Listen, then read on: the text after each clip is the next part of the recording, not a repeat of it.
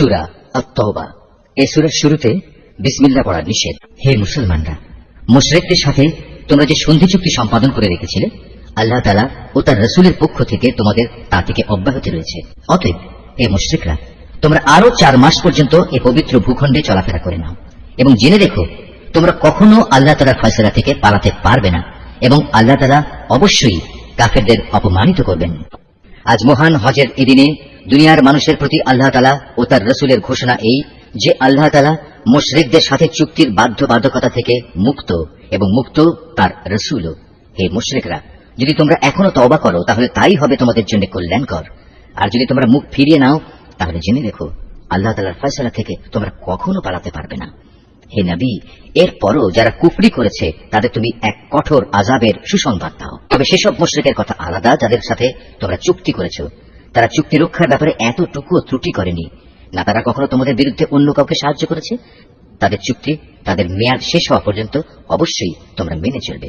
আসলেই যারা আল্লাহ তাআলাকে ভয় করে তাদের অবশ্যই তিনি ভালোবাসেন।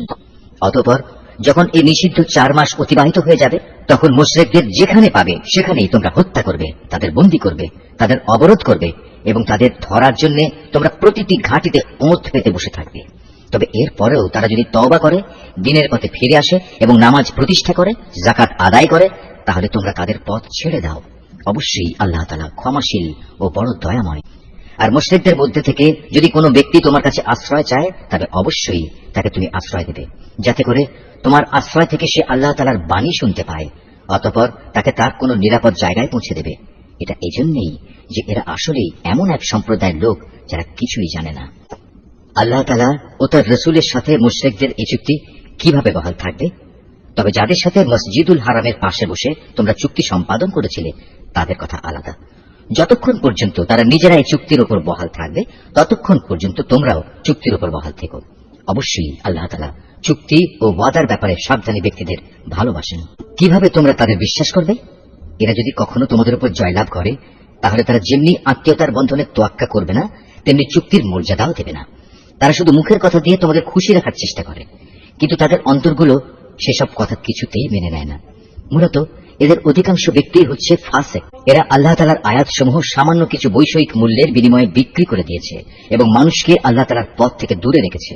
নিশ্চয়ই এটা খুব জঘন্য কাজ যা তারা প্রতিনিয়ত করে যাচ্ছে। কোন ইমানদার লোকের ব্যাপারে এরা যেমন আত্মীয়তার ধার ধারে না, তেমনি কোন অঙ্গীকারের মর্যাদাও এরা রক্ষা করে না। মূলত এরা হচ্ছে সীমা লঙ্ঘনকারী। এ সত্ত্বেও যদি তারা তওবা করে, নামাজ প্রতিষ্ঠা করে, যাকাত আদায় করে, তাহলে তারা হবে তোমাদেরই দ্বীনী ভাই। আমি সেসব মানুষের কাছে আমার আয়াতসমূহ স্পষ্ট করে বর্ণনা করি যারা সত্য মিথ্যার তারতম্য বুঝতে পারে। তারা যদি তাদের প্রতিশ্রুতি দেওয়ার পরও তাদের সম্পাদিত চুক্তি ভঙ্গ করে এবং ক্রমাগত তোমাদের দিন সম্পর্কে বিদ্রূপ করতে থাকে, তাহলে তোমরা কাফের সর্দারদের বিরুদ্ধে যুদ্ধ ঘোষণা করো, কেননা তাদের জন্য তখন আর কোন চুক্তি বহাল নেই। এর ফলে আশা করা যায় তারা তাদের মন্দ কাজগুলো থেকে বিরত থাকবে। তোমরা কি এমন একটি দলের বিরুদ্ধে যুদ্ধ করবে না যারা বারবার নিজেদের অঙ্গীকার ভঙ্গ করেছে, যারা আল্লাহ তাআলার রাসূলকে স্বদেশ থেকে বের করার সংকল্প করেছে এবং তারাই তো প্রথম তোমাদের উপর হামলা শুরু করেছে? তোমরা কি সত্যি তাদের ভয় করো? অথচ যদি তোমরা মুমিন হও, তাহলে তোমাদের আল্লাহ তাআলাকে সবচেয়ে বেশি ভয় করা উচিত। তোমরা তাদের সাথে লড়াই করো। আল্লাহ তাআলা আসলে তোমাদের হাত দিয়েই ওদের শাস্তি দেবেন এবং তিনি এভাবেই তাদের অপমানিত করবেন। তাদের উপর বিজয় দিয়ে তিনি তোমাদের সাহায্য করবেন এবং এভাবে তিনি মুমিন সম্প্রদায়ের মনকেও প্রশান্ত করে দেবেন। তিনি এর দ্বারা তাদের দিলের ক্ষোভ বিদূরিত করে দেবেন। তিনি যাকে চাইবেন তার প্রতি ক্ষমা পরবশ হবেন। আল্লাহ তাআলা সব কিছুই জানেন এবং তিনি হচ্ছেন সুবিজ্ঞ কুশলী। তোমরা কি একথা মনে করে নিয়েছ তোমাদের এমনি এমনি ছেড়ে দেওয়া হবে? অথচ এখনো আল্লাহ তাআলা ভালো করে পরখ করে নেননি যে তোমাদের মাঝে কারা আল্লাহর পথে জিহাদ করেছে আর কারা আল্লাহ তাআলা, তার রাসূল ও মুমিনদের ছাড়া অন্য কাউকে বন্ধু হিসেবে গ্রহণ করেছে। বস্তুত তোমরা যা কিছু করো না কেন, আল্লাহ তাআলা সে সম্পর্কে সম্যক অবগত রয়েছেন। মুশরিকরা যখন নিজেরাই নিজেদের কুফরির কথা স্বীকার করছে, তখন তারা আল্লাহ তাআলার মসজিদ আবাদ করবে, এটা তো হতেই পারে না। মূলত এরা হচ্ছে সেসব লোক যাদের যাবতীয় কর্মকাণ্ড আগেই বরবাদ হয়ে গেছে এবং চিরকাল তাই এদের দোজখের আগুনেই কাটাতে হবে। আল্লাহ তাআলার ঘর মসজিদ তো আবাদ করবে তারা যারা আল্লাহ তাআলা ও পরকালের উপর ঈমান আনে, নামাজ প্রতিষ্ঠা করে, যাকাত আদায় করে, আর আল্লাহ তাআলা ছাড়া কাউকে তারা ভয় করে না। এদের ব্যাপারেই আশা করা যায় এরা হেদায়েত প্রাপ্ত মানুষের অন্তর্ভুক্ত হবে। তোমরা কি হজের মৌসুমে হাজিদের পানি পান করানো ও কাবা ঘরের খেদমত করাকে সে ব্যক্তির কাজের সমপর্যায়ের মনে করো? যে ব্যক্তি আল্লাহ তাআলার উপর ঈমান এনেছে, পরকালের উপর ঈমান এনেছে এবং আল্লাহ তাআলার রাস্তায় জিহাদ করেছে, এরা কখনো আল্লাহর কাছে সমান মর্যাদার নয়। আল্লাহ তাআলা কখনো জালিমদের সঠিক পথ দেখান না। যারা আল্লাহ তাআলার উপর ঈমান এনেছে, তারই সন্তুষ্টির জন্য হিজরত করেছে এবং আল্লাহ তাআলার পথে তাদের জান মাল দিয়ে জিহাদ করেছে, তাদের মর্যাদা আল্লাহ তাআলার কাছে সবার চাইতে বড় এবং এ ধরনের লোকেরাই পরিণামে সফলকাম হবে। তাদের মালিক তাদের জন্য নিজ তরফ থেকে দয়া, সন্তুষ্টি ও এমন এক সুরম্য জান্নাতের সুসংবাদ দিচ্ছেন, যেখানে তাদের জন্য চিরস্থায়ী নিয়ামতের সামগ্রীসমূহ সাজানো রয়েছে। সেখানে তারা হবে চিরস্থায়ী। নিশ্চয়ই আল্লাহ তাআলার কাছে মোমেনদের জন্য মহাপুরস্কার সংরক্ষিত রয়েছে। এই ঈমানদার ব্যক্তিরা, যদি তোমাদের পিতা ও ভাই কখনো ঈমানের উপর কুফরিকে বেশি ভালোবাসে, তাহলে তোমরা এমন লোকদের কখনো বন্ধুরূপে গ্রহণ করো না। তোমাদের মধ্যে যারা এ ধরনের লোকদের নিজেদের বন্ধু হিসেবে গ্রহণ করে, তারা হচ্ছে সুস্পষ্ট জালেম। হে নবী, বলো, যদি তোমাদের পিতা, তোমাদের ভাই, তোমাদের পরিবার পরিজন ও তোমাদের অর্জিত ধন সম্পদ এবং ব্যবসা বাণিজ্য যা অচল হয়ে যাবে বলে তোমরা ভয় করো, তোমাদের বাড়িঘর সমূহ যা তোমরা একান্তভাবে কামনা করো, এগুলো যদি তোমরা আল্লাহ তাআলা, তার রসুল ও তার পথে জিহাদ করার চাইতে বেশি ভালোবাসো, তাহলে তোমরা আল্লাহ তাআলার পক্ষ থেকে তার আযাবের ঘোষণা আসা পর্যন্ত অপেক্ষা করো। জেনে রেখো, আল্লাহ তাআলা কখনো ফাসেক সম্প্রদায়কে হেদায়েত করেন না। আল্লাহ তাআলা তো বহু জায়গায় তোমাদের সাহায্য করেছেন। বিশেষ করে হুনাইনের দিনে যে সাহায্য করেছেন তা স্মরণ করো। সেদিন যখন তোমাদের সংখ্যাধিক্য তোমাদের উৎফুল্ল করে দিয়েছিল, অথচ সংখ্যার এই বিপুলতা তোমাদের সেদিন কোনোই কাজে আসেনি। জমিন তার বিশালতা সত্ত্বেও তোমাদের উপর সংকুচিত হয়ে পড়েছিল। অতঃপর তোমরা একসময় ময়দান ছেড়ে পৃষ্ঠ প্রদর্শন করে পালিয়েও গেলে। অতঃপর আল্লাহ তাআলা তার রসুল ও ময়দানে অটল হয়ে থাকা মুমিনদের উপর তার প্রশান্তি নাজিল করলেন। ময়দানে তিনি এমন এক লস্কর বাহিনী পাঠালেন যাদের সেদিন তোমরা দেখতে পাওনি, এবং তাদের দিয়ে তিনি কাফেরদের এক চরম শাস্তি দিলেন, যারা আল্লাহকে অস্বীকার করে। এ হচ্ছে তাদের যথাযথ পাওনা। এরপরেও আল্লাহ তাআলা যাকে ইচ্ছা তাকে ক্ষমা করে দেন। আল্লাহ তাআলা ক্ষমাশীল ও পরম দয়ালু। ও হে মানুষ, তোমরা যারা আল্লাহ তাআলার উপর ঈমান এনেছ, জেনে দেখো, মুশরিকরা হচ্ছে চিন্তা ও আদর্শের দিক থেকে অপবিত্র। অতএব এই অপবিত্রতা নিয়ে তারা যেন এ বছরের পর আর কখনো এ পবিত্র মসজিদের কাছে না আসে। যদি তাদের না আসার কারণে তোমরা আশু দারিদ্র্যের আশঙ্কা করো, তাহলে জেনে দেখো, অচিরেই আল্লাহ তাআলা চাইলে নিজ অনুগ্রহ দিয়ে তোমাদের অভাব মুক্ত করে দিতে পারেন। অবশ্যই আল্লাহ তাআলা সর্বজ্ঞ ও কুশলী।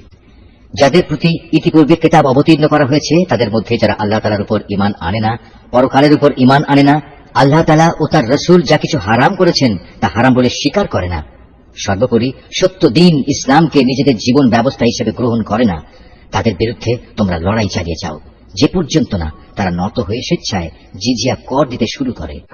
ইহুদিরা বলে উযায়ের আল্লাহর পুত্র, আবার খ্রিস্টানরা বলে মসীহ আল্লাহর পুত্র। আসলে এ সবই হচ্ছে তাদের মুখের কথা। তাদের আগে যারা আল্লাহ তাআলাকে অস্বীকার করেছে, এরা তাদেরই অনুকরণ করছে মাত্র। আল্লাহ তাআলা এদের সবাইকে ধ্বংস করুন। তাকিয়ে দেখো এরা কিভাবে আজ দাঁড়ে দাঁড়ে ঠোকর খাচ্ছে। এই লোকেরা আল্লাহ তাআলাকে বাদ দিয়ে তাদের আলেম ও পীর দরবেশদের মাবুদ বানিয়ে নিয়েছে, এবং মরিয়ম পুত্র মসীহকেও কেউ কেউ মাবুদ বানিয়ে রেখেছে। অথচ এদের এক আল্লাহ তাআলা ছাড়া অন্য কারোই বন্দেগী করতে আদেশ দেওয়া হয়নি। তিনি ছাড়া আর কোনো মাবুদ নেই। তারা যাদের আল্লাহর সাথে শরীক করে, তিনি এসব কথাবার্তা থেকে অনেক পবিত্র।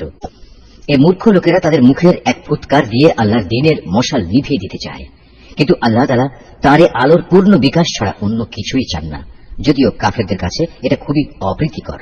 তিনি মহান আল্লাহ, যিনি তোমাদের কাছে সুস্পষ্ট হিদায়াত ও সঠিক জীবন বিধান সহকারে তার রসুলকে পাঠিয়েছেন, যেন সে এই জীবন ব্যবস্থাকে দুনিয়ার সব কয়টি বিধানের উপর বিজয়ী করে দিতে পারে। মুশরিকরা এই বিজয়কে যত দুঃসহই মনে করুক না কেন, এই ঈমানদার লোকেরা, আহলে কিতাবদের বহু পণ্ডিত ও ফকির দরবেশ এমন আছে যারা অন্যায়ভাবে সাধারণ মানুষের সম্পদ ভোগ করে। এরা আল্লাহর বান্দাদের আল্লাহর পথ থেকে ফিরিয়েও রাখে। এদের মাঝে যারাই সোনা রূপা পুঞ্জীভূত করে রাখে এবং কখনো তা আল্লাহর পথে ব্যয় করে না, তুমি তাদের কঠিন পীড়াদায়ক আযাবের সুসংবাদ দাও। এমন একদিন আসবে যেদিন পুঞ্জীভূত সোনা রূপা জাহান্নামের আগুনে উত্তপ্ত করা হবে। অতঃপর তা দিয়ে যারা এগুলো জমা করে রেখেছিল, তাদের কপালে, তাদের পার্শ্বে ও তাদের পিঠে চিহ্ন এঁকে দেওয়া হবে, এবং তাদের উদ্দেশ্য করে বলা হবে, এ হচ্ছে তোমাদের সে সম্পদ যা তোমরা নিজেদের জন্য জমা করে রেখেছিলে। অতএব যা কিছু সেদিন তোমরা জমা করেছিলে, আজ তার স্বাদ গ্রহণ করো। আসমান সমূহ ও পৃথিবী সৃষ্টির দিন থেকেই আল্লাহ তাআলার বিধানে মাসের সংখ্যা লেখা ছিল 12টি। এই 12টির মধ্যে 4টি হচ্ছে যুদ্ধ বিগ্রহের জন্য নিষিদ্ধ মাস। এটা আল্লাহর প্রণীত নির্ভুল ব্যবস্থা। অতএব তার ভেতরে হানাহানি করে তোমরা নিজেদের উপর জুলুম করো না। তোমরা যখন মুশরিকদের সাথে যুদ্ধ করবে তখন সবাই একসাথে মিলিত হয়ে তাদের মোকাবেলা করবে, যেমনি ভাবে তারাও একসাথে তোমাদের বিরুদ্ধে লড়াই করছে। জেনে রেখো, যারা আল্লাহ তাআলাকে ভয় করে আল্লাহ তাআলা অবশ্যই তাদের সাথে রয়েছেন। নিষিদ্ধ মাসকে হীন ও স্বার্থে মুলতবি করা কিংবা তা আটপাচ করা তো কুফরের মাত্রায় বৃদ্ধি করে। এর ফলে কাফিরদের আরো বেশি গুমরাহিতে নিমজ্জিত করে দেওয়া হয়। এই লোকেরা এক বছর কোন মাসকে নিজেদের প্রয়োজনে হালাল করে নেয়, আবার পরবর্তী কোন বছরে সে মাসকে তারা হারাম বানিয়ে নেয়, যেন এভাবে আল্লাহ তাআলা যে মাসগুলো হারাম করেছেন তার সংখ্যাও পূরণ হয়ে যায়। আবার আল্লাহ তাআলা যা হারাম করেছেন তাও মাঝে মাঝে হালাল হয়ে যায়। বস্তুত তাদের অন্যায় কাজগুলো এভাবেই তাদের কাছে শোভনীয় করে দেওয়া হয়েছে। আর আল্লাহ তাআলা কখনো কাফের সম্প্রদায়কে সঠিক পথের দিশা দেন না। হে মানুষ, তোমরা যারা আল্লাহ তাআলার উপর ঈমান এনেছো, এ কি হলো তোমাদের? যখন তোমাদের আল্লাহ তাআলার পথে কোনো অভিযানে বের হতে বলা হয় তখন তোমরা জমিন আঁকড়ে ধরো। তোমরা কি আখিরাতের সমৃদ্ধির তুলনায় এই দুনিয়ার জীবনকে বেশি ভালোবাসো? অথচ পরকালের মানদণ্ডে দুনিয়ার জীবনের এ ভোগের উপকরণ নিতান্তই কম।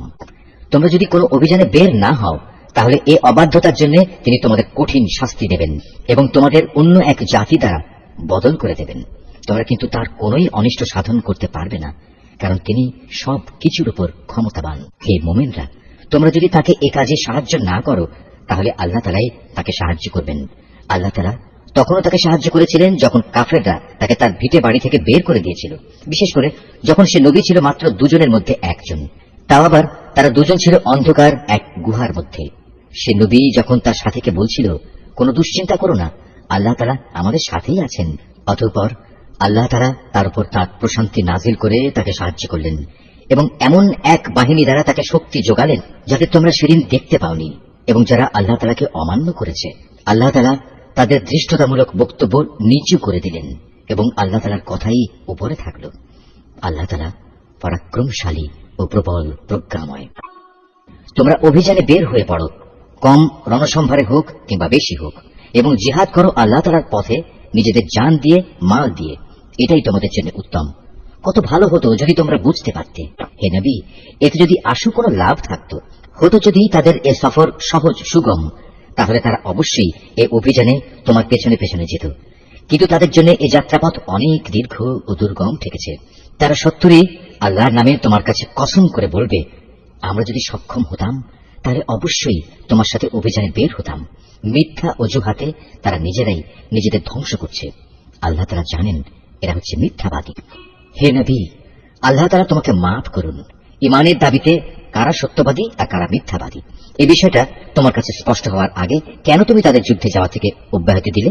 যারা আল্লাহ তাআলা ও পরকালের উপর ঈমান এনেছে তারা নিজেদের মাল ও জীবন দিয়ে আল্লাহর পথে জিহাদে অবতীর্ণ না হওয়ার জন্য তোমার কাছ থেকে অব্যাহতি চাইতে আসবে না। আল্লাহ তাআলা অবশ্যই সেসব লোককে জানেন যারা তাকে ভয় করে। যুদ্ধে না যাওয়ার জন্য তোমার কাছে অব্যাহতি চাইতে তো আসবে তারা যারা আল্লাহ তাআলা ও পরকালের উপর কোন রকম ঈমান রাখে না। তাদের মন সংশয়যুক্ত আর তারা নিজেরাও সংশয় দ্বিধাগ্রস্ত থাকে। যদি সত্যি এরা তোমার সাথে বের হতে চাইত তাহলে তারা সেই জন্য কিছু না কিছু প্রস্তুতি তো নিত, কিন্তু এদের যাত্রা করাটা আল্লাহ তাআলা মনোভূত হয়নি, তাই তিনি তাদের এ থেকে বিরত রাখলেন। তাদের যেন বলে দেয়া হলো, যারা পেছনে বসে আছে তোমরা তাদের সাথে বসে থাকো।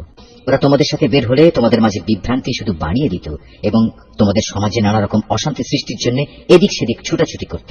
তাছাড়া তোমাদের মধ্যেও তো তাদের কথা আগ্রহের সাথে শোনার মতো গুপ্তচর কিংবা দুর্বল ইমানের লোক আছে। আল্লাহ তাআলা এসব জালিমদের অবস্থা সম্পর্কে সম্যক অবগত রয়েছেন।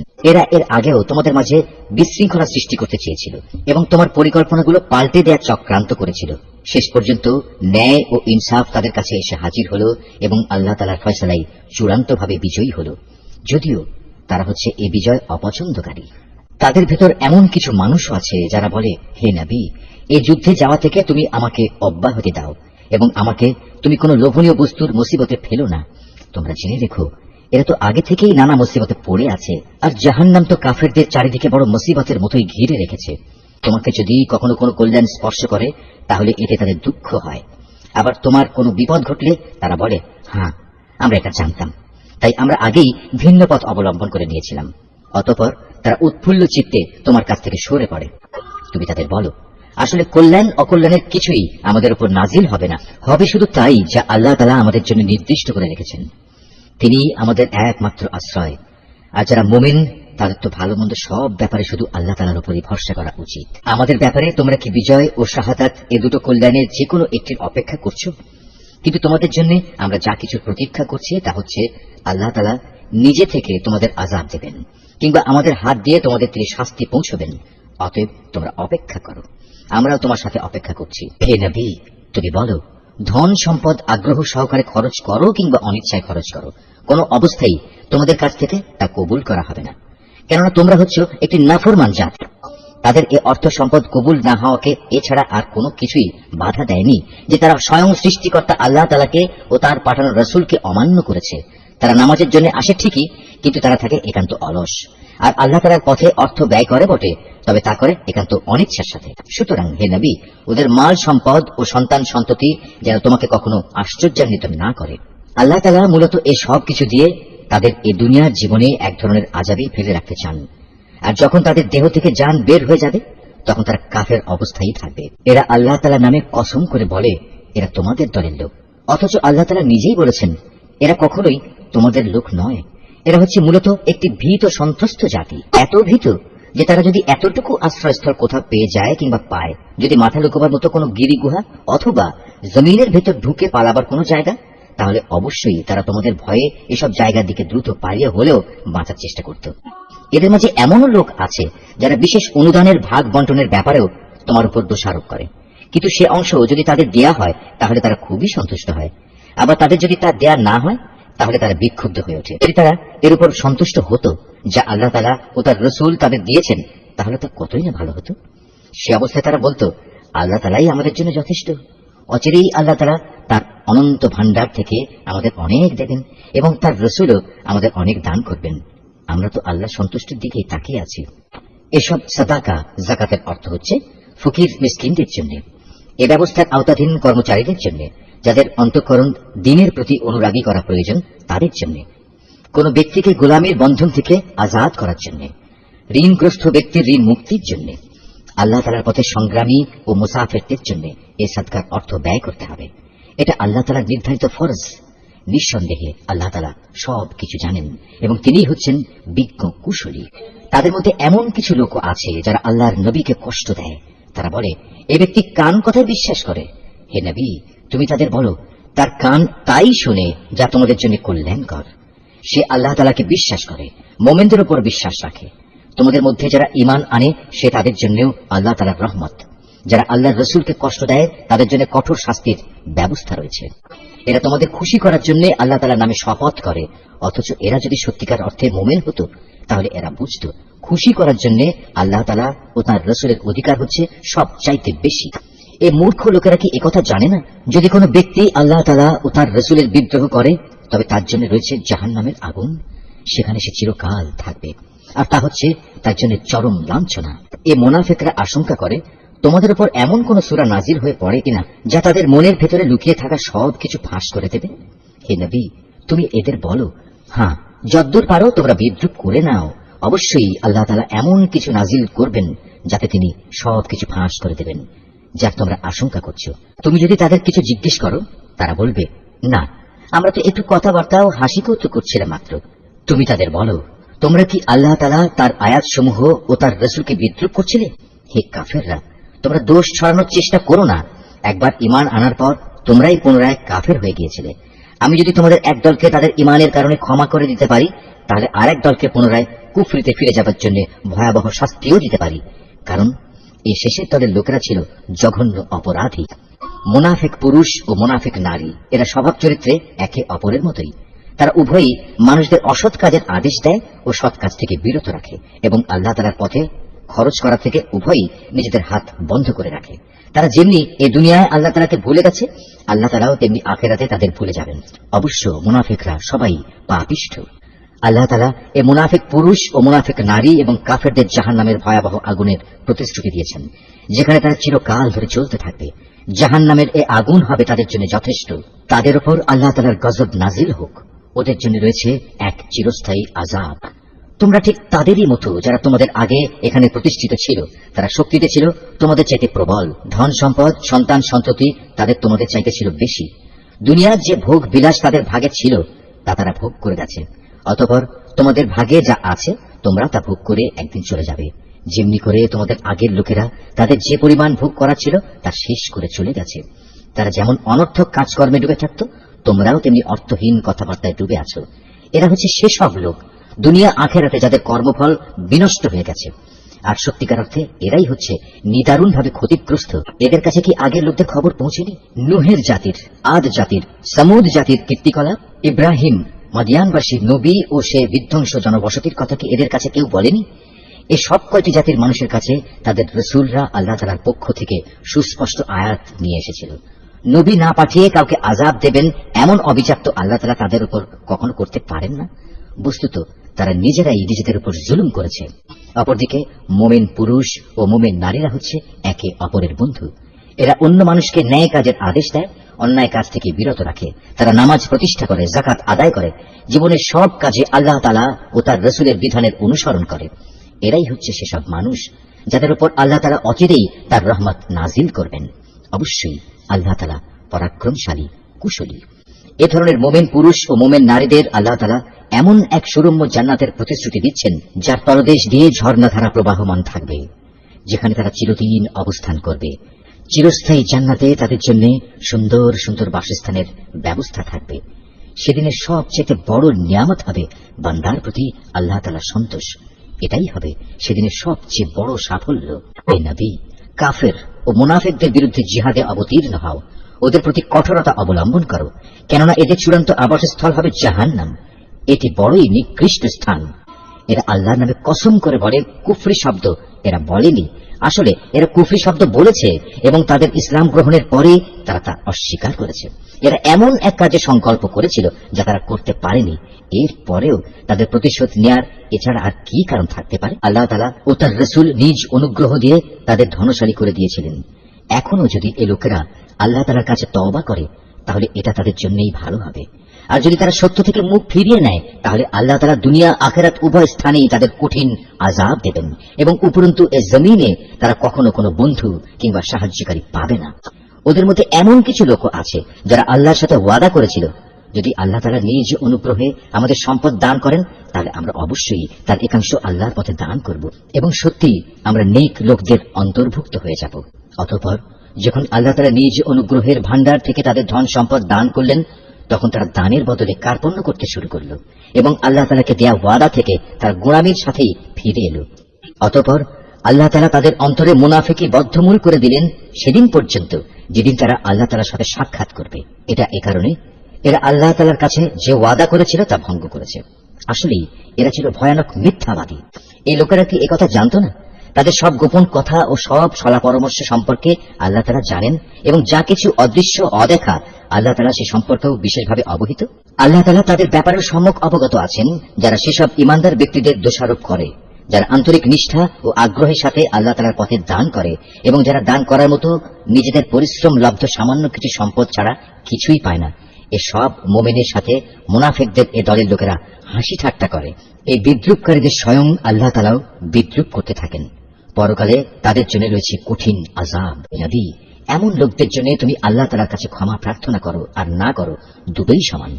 তুমি যদি 70 বারও তাদের জন্য আল্লাহর কাছে মাপ চাও আল্লাহ তাআলা কখনো তাদের মাফ করবেন না, কেননা এরা জেনে বুঝে আল্লাহ তাআলা ও তার রাসূলকে অস্বীকার করেছে। আসলে আল্লাহ তাআলা কখনো নাফরমান লোকদের হেদায়েত করেন না। যারা তাবুকের যুদ্ধে না গিয়ে পেছনে পড়ে থাকলো তারা এভাবে রাসূলের ইচ্ছার বিরুদ্ধে নিজেদের ঘরে বসে থাকতে পেরে খুব খুশি হয়ে গেল। মূলত তারা তাদের জান মাল দিয়ে আল্লাহর পথে জিহাদ করাটা পছন্দ করল না, বরং বলল এই ভীষণ গরমে তোমরা বাইরে যেও না। হে নবী, তুমি তাদের বলো জাহান্নামের আগুন তো এর চাইতেও বেশি গরম। কত ভালো হতো এই লোকগুলো যদি এ কথাটা বুঝতে পারত। অতএব এই দুনিয়ায় তাদের কম হাসা উচিত, অন্যথায় কিয়ামতের দিন তাদের বেশি কাঁদতে হবে। তারা যা গুনাহ এখানে অর্জন করেছে তাই হবে তাদের সেদিনের যথার্থ বিনিময়।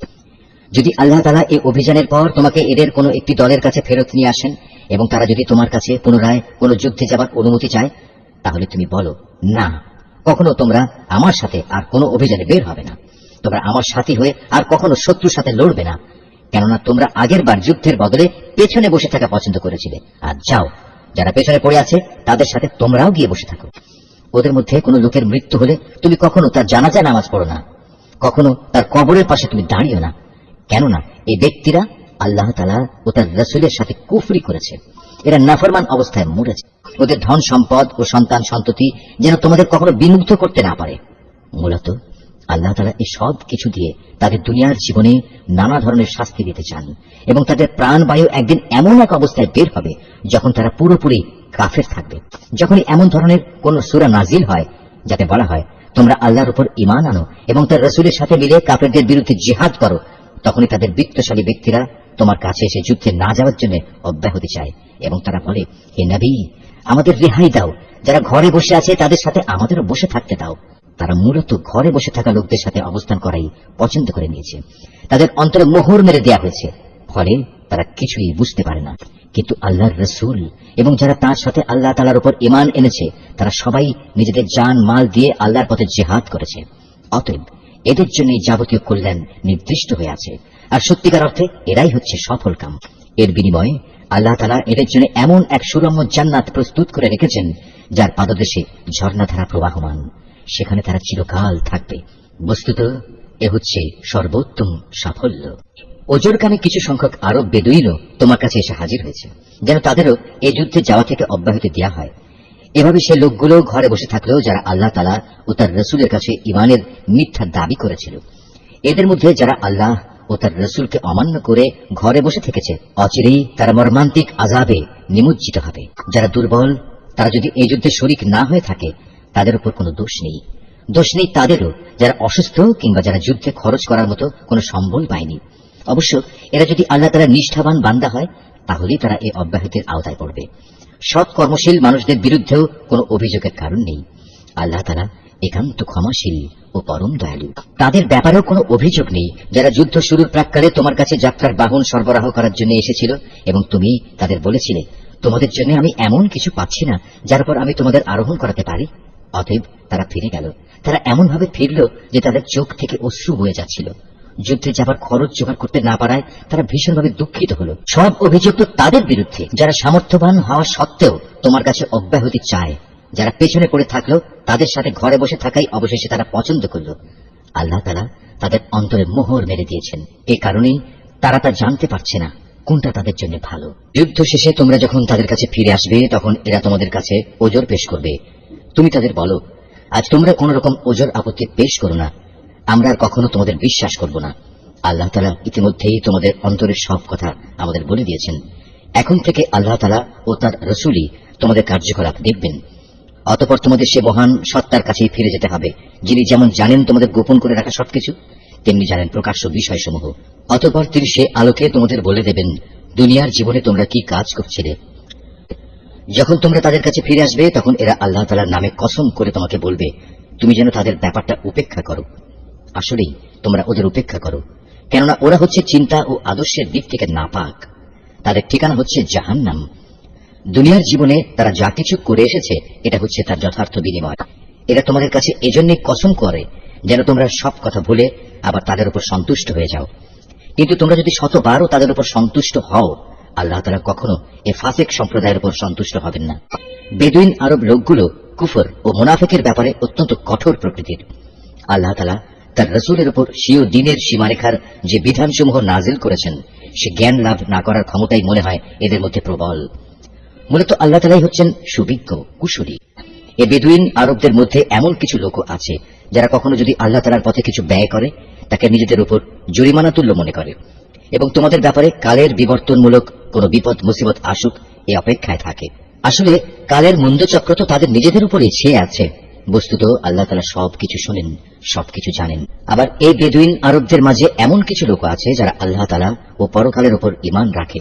এরা আল্লাহর পথে যা কিছু খরচ করে তাকে আল্লাহর নৈকট্য লাভ ও রাসূলের দোয়া পাওয়ার একটা অবলম্বন মনে করে। সত্যি সত্যি তা হচ্ছে তাদের জন্য আল্লাহর নৈকট্য লাভের একটা উপায়। অচিরেই আল্লাহ তাআলা তাদের স্বীয় রহমতে প্রবেশ করাবেন। অবশ্যই আল্লাহ তাআলা ক্ষমাশীল ও পরম দয়ালু। মুহাজির ও আনসারদের মাঝে যারা প্রথম দিকে ঈমান এনেছে এবং পরে যারা একান্ত নিষ্ঠার সাথে তাদের অনুসরণ করেছে, আল্লাহ তাআলা এদের উপর সন্তুষ্ট হয়েছেন। এবং এরাও আল্লাহ তাআলার উপর সন্তুষ্ট হয়েছে। আল্লাহ তাআলা তাদের জন্য এমন এক সুরম্য জান্নাত তৈরি করে রেখেছেন যার তলদেশ দিয়ে ঝর্ণা ধারা প্রবাহিত। সেখানে তারা চিরকাল থাকবে, আর তাই হবে সর্বোত্তম সাফল্য। বেদুইন আরবদের যারা তোমার আশেপাশে বাস করে তাদের মধ্যে কিছু কিছু মুনাফিক আছে, আবার কিছু মুনাফিক মদিনাবাসীদের মধ্যেও আছে। এরা সবাই কিন্তু মুনাফিকিতে সিদ্ধহস্ত। তুমি এদের জানো না, কিন্তু আমি এদের জানি। অচিরেই আমি এদের অপমান ও পরাজয়ের দ্বারা দুবার শাস্তি দেব। অতঃপর ধীরে ধীরে এদের সবাইকে এক বড় আযাবের দিকে ফিরিয়ে দেওয়া হবে। তোমাদের মাঝে আরো কিছু লোক আছে যারা অকপটে নিজেদের গুনাহসমূহের কথা স্বীকার করে। শয়তানের ফেরেবে তারা তাদের নেক কাজকে গুনাহের কাজের সাথে মিশিয়ে ফেলেছে। আশা করা যায় আল্লাহ তাআলা তাদের উপর ক্ষমা পরবশ হবেন। অবশ্যই আল্লাহ তাআলা ক্ষমাশীল ও পরম দয়ালু। তুমি তাদের ধন সম্পদ থেকে যাকাত ও সাদকা গ্রহণ করো। সাদকা তাদের পাক সাফ করে দেবে, তা দিয়ে তাদের পরিশোধিত করে দেবে। তুমি তাদের জন্য দোয়া করবে, কেননা তোমার দোয়া তাদের জন্য হবে পরম সান্ত্বনা। আল্লাহ তাআলা সবকিছু শোনেন এবং সবকিছু জানেন। তারা কি এ কথাটা জানে না আল্লাহ তাআলা তার বান্দাদের তওবা কবুল করেন এবং তিনি যাকাত ও সাদকা গ্রহণ করেন? নিশ্চয়ই আল্লাহ তাআলা হচ্ছেন তওবা গ্রহণকারী ও পরম দয়ালু। হে নবী, এদের তুমি বলো তোমরা ভালো কাজ করো। আল্লাহ তাআলা তার রাসূল ও মুমিনরা তোমাদের ভবিষ্যৎ কর্মকাণ্ড পর্যবেক্ষণ করবেন।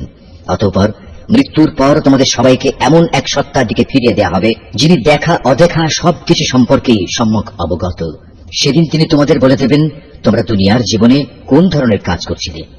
তোমাদের মাঝে আরো একটি দল রয়েছে যাদের ব্যাপারে এখনো আল্লাহ তাআলার সিদ্ধান্তের আশা করা হচ্ছে। আল্লাহ তাআলা তাদের হয় শাস্তি দেবেন, না হয় তিনি তাদের তওবা কবুল করবেন। বস্তুত আল্লাহ তাআলা হচ্ছেন সুবিজ্ঞ কুশলী। মুনাফিকদের মধ্যে এমন লোক আছে যারা তোমাদের ক্ষতি সাধন করার জন্য মসজিদে জেরার বানিয়েছে। এর একমাত্র উদ্দেশ্য হচ্ছে আল্লাহ তাআলার বিরোধিতা করা, মুসলমানদের মধ্যে অনৈক্য সৃষ্টি করা। সর্বোপরি আগে যেসব লোক আল্লাহ তাআলা ও তার নবীর বিরুদ্ধে যুদ্ধ করেছে তাদের জন্য গোপন ঘাঁটি সরবরাহ করা।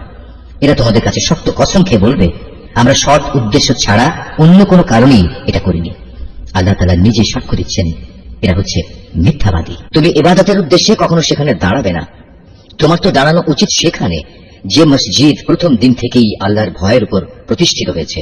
সেখানে এমন কিছু মানুষ আছে যারা ঈমান ও আমলের ক্ষেত্রে নিজেরা সবসময় পাক পবিত্র হওয়া পছন্দ করে, আর আল্লাহ তাআলাও এই পাক সাফ লোকদেরই ভালোবাসেন। যে ব্যক্তি তার ঘরের ভিত্তি স্থাপন করেছে আল্লাহর ভয় ও আল্লাহর সন্তুষ্টির উপর, সে ব্যক্তি উত্তম, না যে ব্যক্তি তার ঘরের ভিত্তি দাঁড় করিয়েছে পতনোন্মুখ একটি গর্তের কিনারায় এবং যা তাকে সহ অচিরেই জাহান্নামের অতল আগুনের খাদে গিয়ে পড়বে।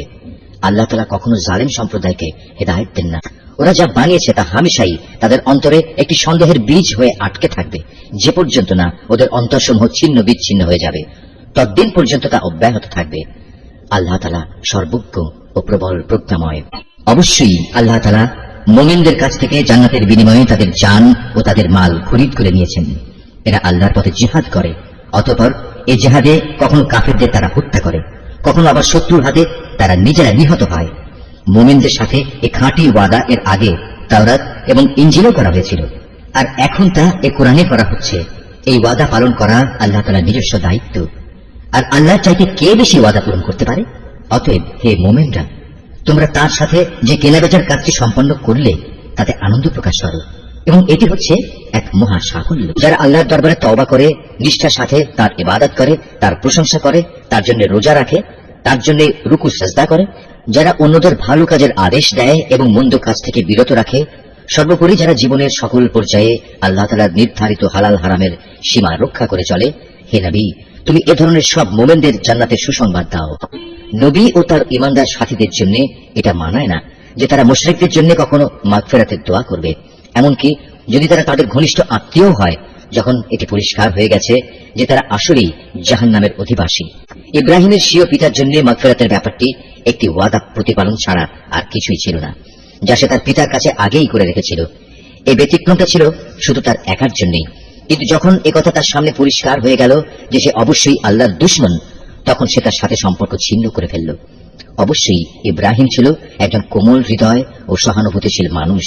আল্লাহ তাআলা এমন নন যে কোনো জাতিকে একবার হেদায়েত দানের পর তাদের পুনরায় গুমরাহ করে দেবেন, যতক্ষণ না তাদের সুস্পষ্টভাবে এ কথাটা জানিয়ে দেওয়া হয় যে গুমরাহি থেকে বাঁচার জন্য কোন জিনিস থেকে সাবধান থাকতে হবে। অবশ্যই আল্লাহ তাআলা সব বিষয়ে জ্ঞান রাখেন। আকাশমণ্ডলী ও পৃথিবীর সার্বভৌম ক্ষমতা একমাত্র আল্লাহ তাআলার হাতেই। তিনিই জীবন দেন, তিনিই মৃত্যু ঘটান। আল্লাহ তাআলা ছাড়া তোমাদের কোনো অভিভাবক নেই, নেই কোনো সাহায্যকারীও। অবশ্যই আল্লাহ তাআলা তার নবীর উপর অনুগ্রহ করেছেন মুহাজিরদের উপর, আনসারদের উপর, যারা একান্ত কঠিন সময়ে তার অনুগমন করেছিল, তাদের সবার উপর। এমনকি যখন তাদের একটি ছোট্ট দলের চিন্তা একটু বাঁকা পথে ঝুঁকে পড়ার উপক্রম হয়ে পড়েছিল, অতঃপর আল্লাহ তাআলা এদের সবার উপর দয়া করলেন।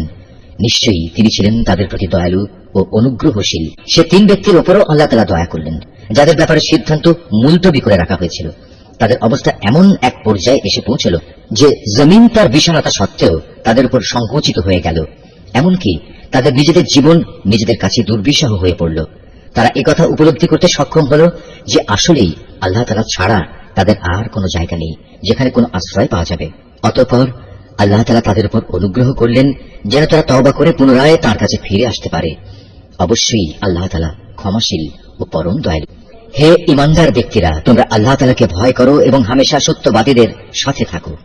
মদিনার মূল অধিবাসী ও তাদের আশেপাশের বেদুইন আরবদের জন্য এটা সঙ্গত ছিল না যে তারা রাসূলের সহগামী না হয়ে পেছনে থেকে যাবে এবং তার জীবন থেকে নিজেদের জীবনকে বেশি প্রিয় মনে করবে। আসলে এটা এজন্যে আল্লাহ তাআলার পথে তারা যে তৃষ্ণা, ক্লান্তি ও ক্ষুধায় কষ্ট পাবে তা তাদের নেক আমলের মধ্যেই শামিল হবে। তাছাড়া এমন কোন স্থানে তারা যাবে যেখানে যাওয়ায় কাফেরদের তাদের উপর ক্রোধ আসবে এবং শত্রুদের কাছ থেকেও মোকাবেলার সময় তারা কিছু সম্পদ লাভ করবে। মূলত এর প্রতিটি কাজের বদলে তাদের জন্য নেক আমল লেখা হবে। নিশ্চয়ই আল্লাহ তাআলা নেক লোকদের কাজের প্রতিফল বিনষ্ট করবেন না। এভাবেই তারা আল্লাহর পথে যা খরচ করে তা পরিমাণে কম হোক কিংবা বেশি, তা বিনষ্ট হয় না। এবং যদি তারা আল্লাহর উদ্দেশ্যে কোনো প্রান্তর অতিক্রম করে চলে, তাও তাদের জন্য লিপিবদ্ধ হবে, যাতে করে তারা দুনিয়ায় যা কিছু করে এসেছে আখিরাতে আল্লাহ তাআলা তার চেয়ে উত্তম পুরস্কার তাদের দিতে পারেন। মুমিনদের কখনো কোনো অভিযানে সবার একত্রে বের হওয়া ঠিক নয়। তারা এমন কেন করল না যে তাদের প্রত্যেক দল থেকে কিছু কিছু লোক বের হতো এবং দ্বীন সম্পর্কে জ্ঞানানুশীলন করত। অতঃপর যখন তারা অভিযান শেষে নিজ জাতির কাছে ফিরে আসত, তখন তাদের জাতিকে তারা আযাবের ভয় দেখাত। আশা করা যায় এতে তারা সতর্ক হয়ে চলবে। হে ঈমানদার লোকেরা, কাফিরদের মধ্যে যারা তোমাদের সীমান্তের কাছাকাছি রয়েছে তাদের বিরুদ্ধে জিহাদ করো। এমন ভাবে জিহাদ করবে যেন তারা তোমাদের মধ্যে কঠোরতা দেখতে পায়। জেনে রেখো আল্লাহ তাআলা হামেশাই মুত্তাকি লোকদের সাথে রয়েছেন। তখন কোন নতুন সূরা নাজিল হয়, তখন এদের কিছু লোক এসে বিদ্রুপের ভাষায় জিজ্ঞেস করে, এ সূরা তোমাদের কার কার ঈমান বৃদ্ধি করেছে? তোমরা বলো, হ্যাঁ, যারা সত্যিই আল্লাহর উপর ঈমান এনেছে এ সূরা অবশ্যই তাদের ঈমান বৃদ্ধি করেছে এবং এর ফলে তারা আনন্দিতও হয়েছে। আর যাদের অন্তরে ব্যাধি রয়েছে, এ সূরা তাদের মধ্যে আগের জমে থাকা নাপাকের সাথে আরো কিছু নতুন নাপাকে যুক্ত করে তা বাড়িয়ে দিয়েছে এবং তারা এ নাপাক ও কাফের অবস্থায় মারা যাবে। তারা কি দেখতে পায় না প্রতি বছর তাদের কিভাবে বিভিন্ন পরীক্ষায় ফেলে একবার কিংবা দুবার বিপর্যস্ত করা হচ্ছে?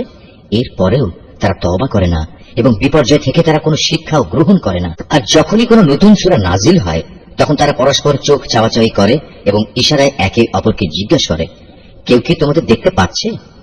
অতঃপর তারা হেদায়েত থেকে ফিরে যায়।